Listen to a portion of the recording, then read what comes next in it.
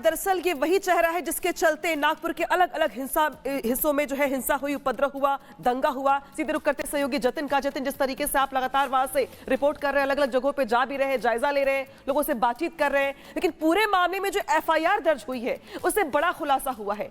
फहीम खान, शमीम खान, ये दो चेहरे हैं, ये दो नेता ऐसे हैं एमडीपी के जिनके चलते ये हिंसा हुई, जिन्होंने लोगों को बुलाया, भड़काया, बरगलाया, फिर जम के उपद्रव करवाया।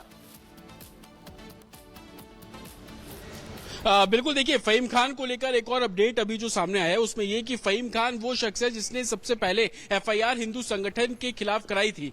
इस एफआईआर में बोला गया था कि इस विरोध से हिंसा जो है वो भड़क सकती है, लेकिन बाद में यही फहीम खान एक तरीके से डिस्क्रिप्शन उस एफआईआर को जब आप पढ़ेंगे तो इसी फहीम खान पर एलिगेशन लग रहे हैं कि 70-80 लोगों की भीड़ लेकर वो शाम को 4 बजे इकट्ठा होता है। इकट्ठा इसी जो चिटनिस पार्क चौक है जिस पर मेरी मौजूदगी है, मेरे अगर वीजा आपको तस्वीरें दिखाए, यहीं पर इकट्ठा होता है। 60 से 70 लोगों की जो उसकी भीड़ उसके साथ यहां पर पहुंचती है और उसके बाद वो लोगों को रेडिकलाइज करता है, लोगों को बरगलाता है। जो अफवाह जिसका जिक्र लगातार पुलिस प्रशासन कर रहा है कि अफवाह फैलाई गई और उसके बाद हिंसा जो है वो करवाई गई, वो यहीं से शुरुआत होती है, इसी चिटनिस चौक से शुरुआत होती है। और जिस मस्जिद को लेकर अब लगातार चर्चाएं की जा रही है और पुलिस इन्वेस्टिगेशन का भी हिस्सा है कि मस्जिद में नमाज पढ़ने आए लोगों को कैसे इस भीड़ का हिस्सा बनाया गया, मस्जिद में नमाज पढ़ने आए लोगों को किस तरीके से बरगलाया गया। और जब इस चौक पर 60 से 70 लोगों की भीड़ इकट्ठी थी तो लोगों के बीच में बातचीत का एक सिलसिला शुरू होता है कि आखिरकार इतनी भीड़ क्यों इकट्ठी हो रही है। और ये शिवाजी चौक से महज 300-400 मीटर की दूरी पर, और जैसे ही लोग नमाज अदा करके जो मस्जिद आप देख रहे हैं इसी चिटनिस पार्क पर मौजूद है, महज 10 कदम की दूरी है।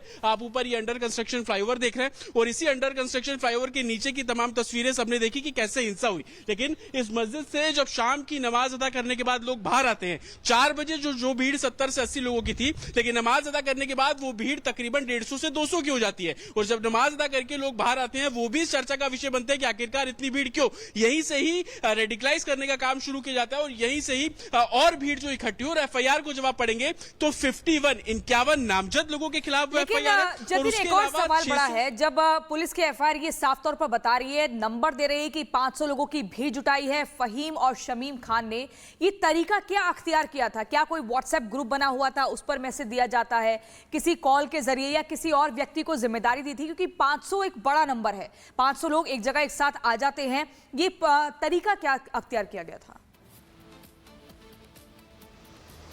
बिल्कुल, देखिए ये अब इन्वेस्टिगेशन का हिस्सा है, लेकिन व्हाट्सएप ग्रुप, सोशल मीडिया का इस्तेमाल करना, इससे आप एक तरीके से मना नहीं कर सकते। पुलिस इन्वेस्टिगेशन इस डायरेक्शन में भी चल रही है। अमूमन देखा जाता है कि हर संगठन का एक व्हाट्सएप ग्रुप होता है, सोशल मीडिया पेज होता है और उसके जरिए वो क्या कुछ करने वाले हैं उसके बारे में जानकारी देते हैं। तो संभवतः इस मामले में भी व्हाट्सएप ग्रुप जरूर रहा होगा, लेकिन जांच का विषय यह है कि उस व्हाट्सएप ग्रुप में पोस्ट क्या किया गया, उस पोस्ट में क्या कुछ बोला गया, ये सबसे बड़ा सवाल है। और सवाल यह भी कि जिस अफवाह को फैलाने का काम फहीम खान और उसके साथियों ने किया, वो अफवाह किस माध्यम से फैलाई गई और किस पोस्ट के जरिए फैलाई गई कि कुछ ही घंटों में जो लोगों की भीड़ है वो 600 से 700 की हो जाती है। और ना सिर्फ इस इलाके में बल्कि इसके आगे जो शिवाजी चौक है वहां पर भी भीड़ इकट्ठी होती है और इससे महज 1.5 किलोमीटर जो दूसरा स्पॉट था हसनपुरा, वहां पर भी भीड़ इकट्ठी हो जाती है। तो कितनी जल्दी, कितनी तेजी से जो अफवाह है उसको फैलाई गई। और उसके बाद की तस्वीरें सबने देखी कि हिंसा होती है, हिंसा होने के बाद आगजनी की गई, पत्थरबाजी की गई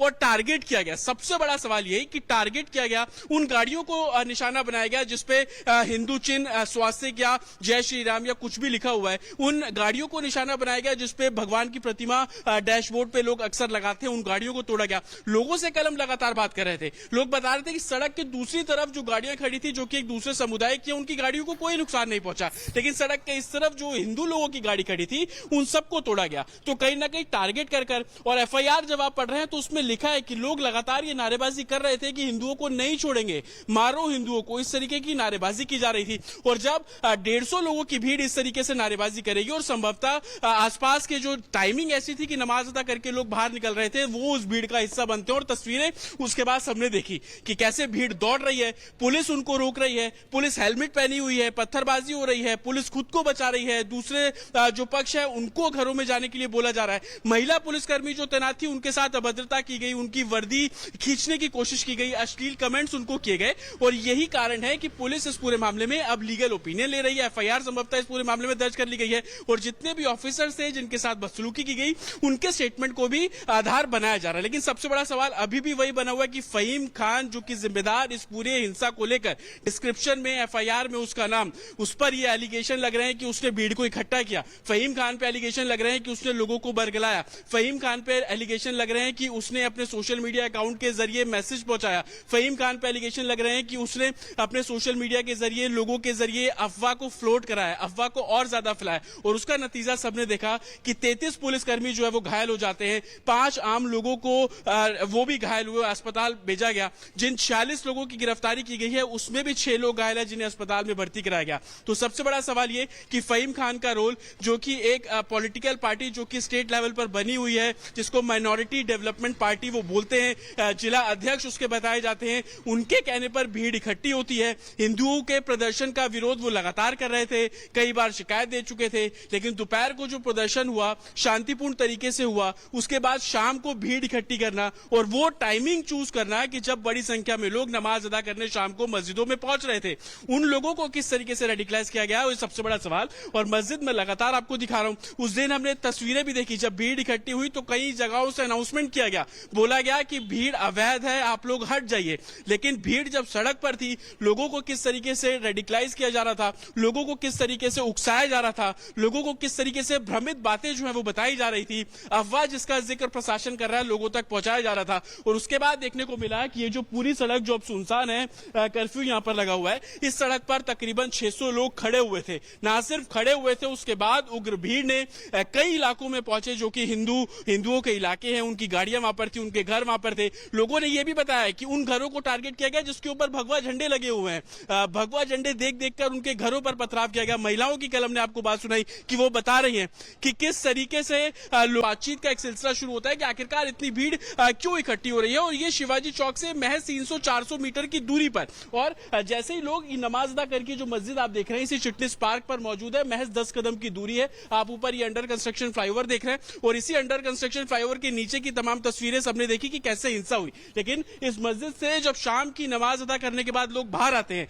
4 बजे जो भीड़ 70 से 80 लोगों की थी, लेकिन नमाज अदा करने के बाद वो भीड़ तकरीबन 150 से 200 की हो जाती है। और जब नमाज अदा करके लोग बाहर आते हैं, वो भी चर्चा का विषय बनते हैं कि आखिरकार इतनी भीड़ क्यों। यहीं से ही रेडिकलाइज करने का काम शुरू किया जाता है और यहीं से ही और भीड़ जो इकट्ठी हो। और एफआईआर को जब आप पढ़ेंगे तो 51 नामजद लोगों के खिलाफ एफआईआर है। और एक और सवाल बड़ा है, जब पुलिस की एफआईआर ये साफ तौर पर बता रही है, नंबर दे रही है कि 500 लोगों की भीड़ जुटाई है फहीम और शमीम खान ने, ये तरीका क्या अख्तियार किया था? क्या कोई व्हाट्सएप ग्रुप बना हुआ था, उस पर मैसेज दिया जाता है, किसी कॉल के जरिए, या किसी और व्यक्ति को जिम्मेदारी दी थी? क्योंकि 500 एक बड़ा नंबर है, 500 लोग एक जगह एक साथ आ जाते हैं, ये तरीका क्या अख्तियार किया गया था? बिल्कुल, देखिए ये अब इन्वेस्टिगेशन का हिस्सा है, लेकिन व्हाट्सएप ग्रुप, सोशल मीडिया का इस्तेमाल करना, इससे आप एक तरीके से मना नहीं कर सकते। पुलिस इन्वेस्टिगेशन इस डायरेक्शन में भी चल रही है। अमूमन देखा जाता है कि हर संगठन का एक व्हाट्सएप ग्रुप होता है, सोशल मीडिया पेज होता है और उसके जरिए वो क्या कुछ करने वाले हैं उसके बारे में जानकारी देते हैं। तो संभवतः इस मामले में भी व्हाट्सएप ग्रुप जरूर रहा होगा, लेकिन जांच का विषय यह है कि उस व्हाट्सएप ग्रुप में पोस्ट क्या किया गया, उस पोस्ट में क्या कुछ बोला गया, ये सबसे बड़ा सवाल है। और सवाल ये भी कि जिस अफवाह को फैलाने